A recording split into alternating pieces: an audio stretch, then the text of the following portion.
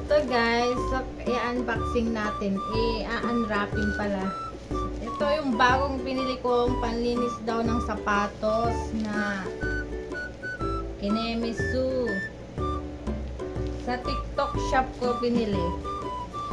Naisip ko talagang bumili nito guys kasi ayoko kasing palaging naglalaban ng sapatos kasi madali daw masira pag palaging nilalaban. Pero ayoko lang talaga maglaban. So yung nabili ko guys ay buy one take one daw. Ito yun.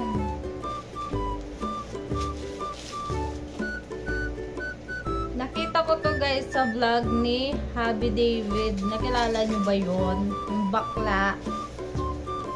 So ako kasi tomboy. Ayan. So itra-try natin guys kung talagang legit ba talaga to. Or pinagloloko lang tayo nila. So ayan. Tanggalin mo lang yung plastic. Tapos ito yung lilinisin natin guys. Yung sapatos ni Nadine at saka yung sapatos ko. So ayan guys, itry natin. Papahid lang daw guys at saka yan. Diba madumi? So tingnan natin talaga guys kung may effect talaga to.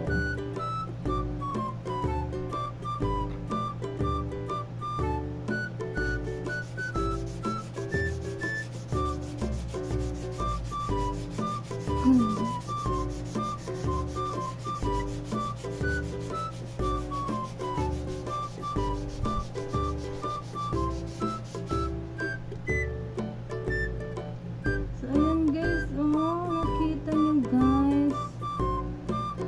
Nakita nyo dito. At dahil natuwa naman ako sa result, kahit medyo yung iba kasi ayaw na talagang matanggal, wag na natin kasing pilitin pag ayaw na.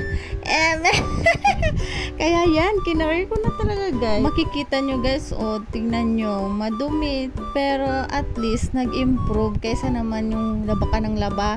Kasi nga nasisira talaga yung sapatos pag palaging nilalabhan. Sabi ng mga tamad. Pero guys, true yata yun. Kasi talaga, pag palaging nilalabhan, parang naghihimulmul. Naghihimulmul. Basta, yun na yun guys. It's my turn guys.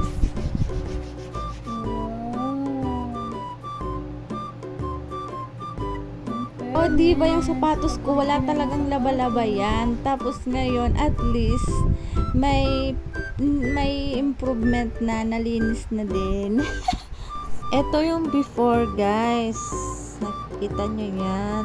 Tapos, after. Yan guys. Diba? Medyo malinis na. Tapos, ito yung before ng sapatos ko.